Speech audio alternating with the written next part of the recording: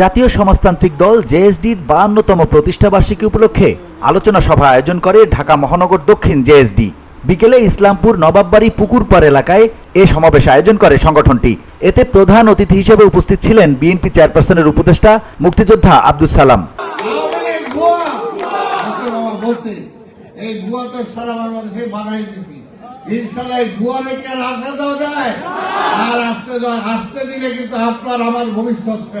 তিনি বলেন, গণতন্ত্র পুনঃপ্রতিষ্ঠা না হওয়া পর্যন্ত সবাইকে ঐক্যবদ্ধ থাকতে হবে। কথা বলেন ইস্কন নেতা চিন্ময় গ্রেপ্তার হওয়া প্রসঙ্গে। প্রতিবেশী রাষ্ট্র ভারতকে উদ্দেশ্য করে বলেন, আপনাদের সাথে সম্পর্ক হবে সমতার ভিত্তিতে, সম্পর্ক হবে জনগণের সাথে, কোনো একটি সুনির্দিষ্ট দলের সাথে নয়।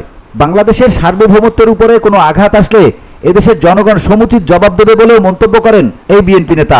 আগে কোনো বিভক্তি হওয়া যাবে না, ঐক্যবদ্ধভাবে আমাদের থাকতে হবে। আর আপনারা শুনেছেন মিসেস তানিয়া নওয়াব বলেছেন, আমাদের এই অঞ্চলে অনেক হিন্দু ভাই বোনরা আছেন। আপনাদের বুকে হাত দিয়ে বলেন, আওয়ামী লীগের আমলে আপনারা বেশি ক্ষতিগ্রস্ত হয়েছেন না বিএনপির আমলে ক্ষতিগ্রস্ত হয়েছেন? আওয়ামী লীগের আমলে।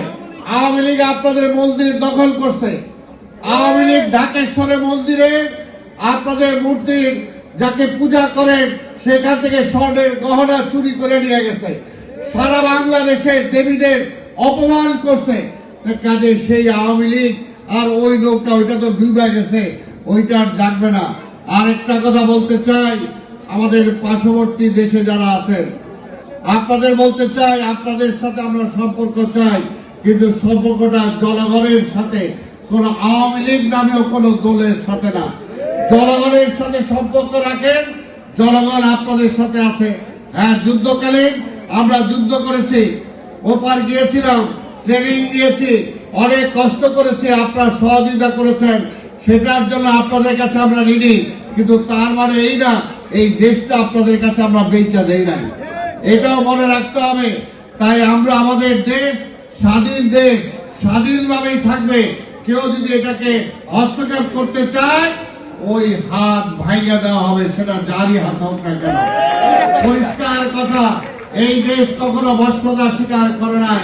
আব্দুস সালামের বক্তব্যে উঠে আসে জুলাই আগস্টের আন্দোলন প্রসঙ্গ। জুলাই আগস্ট আন্দোলনে গণহত্যার সাথে আওয়ামী লীগ সরাসরি জড়িত উল্লেখ করে তিনি বলেন, দলটির প্রত্যেক নেতার বিচারের কাঠগড়ায় দাঁড়াতে হবে। শেখ হাসিনা অনেক দাবড়াইছিল, শুধু বলতে চাই, শেখ হাসিনা মাঝে মাঝে বলতো বিএনপি কই, বিএনপি বিএনপি তো নাই, তারেক তো নাই, বিএনপি তো খুঁজা পাওয়া যায় না। হাসিনা হয়তো তোমারই খুঁজা পাওয়া যায় না, আওয়ামী লীগ তো খুঁজা পাওয়া যায় না। বিএনপি ওই চরম সময়ও ছিল, শত অত্যাচার, নিপীড়ন, নির্যাতনের মুখেও কিন্তু বেগম খালেদা জিয়ার সৈনিকরা, তারেক রহমানের সৈনিকরা সারা দেশে ছিল। 5ই আগস্ট থেকে শেখ হাসিনা পলাইছে, পালানোর আগে কত গণহত্যা করছে, তার বিচার হবে না? আমার এই ওল ঢাকায় আমার ছাত্র দলের অনেক নেতা কর্মীকে গুম করেছে, এখন পর্যন্ত তাদেরকে আমরা খুঁজে পাই নাই, তার বিচার কি হবে না? পিডিআরের যেভাবে হত্যা করেছে আমাদের জেনারেল, আমাদের অফিসারদেরকে, তার বিচার কি হবে না?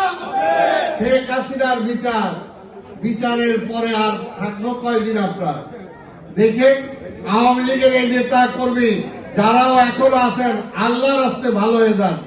যে যেখানে আছেন ওই উকি ঝুঁকি দিয়ে না, কোনো লাভ নাই, কোনো লাভ নাই। বাংলাদেশে বিচারের সম্মুখীন আপনাদের হইতে হবে। এ সময় স্বাধীনতা আন্দোলনে জেএসডি নেতা আসম আব্দুর রবের ভূমিকার কথা উল্লেখ করেন এই বিএনপি নেতা। তাহলে আগামী দিনে অবশ্যই আমরা বলেছি, তারেক রহমানের BOD Bangla news desk. Abdur রবের নেতৃত্বে বিরোধী দলে যারা আছে তাদের সকলের ঐক্যবদ্ধ নেতৃত্বে ইনশাল্লাহ আগামী আন্দোলনে তো আমরা থাকবো, নির্বাচন করব, নির্বাচন পরবর্তী পর্যায়ে সরকার গঠন করব, তাহলে এই দেশটাকে আমরা রক্ষা করতে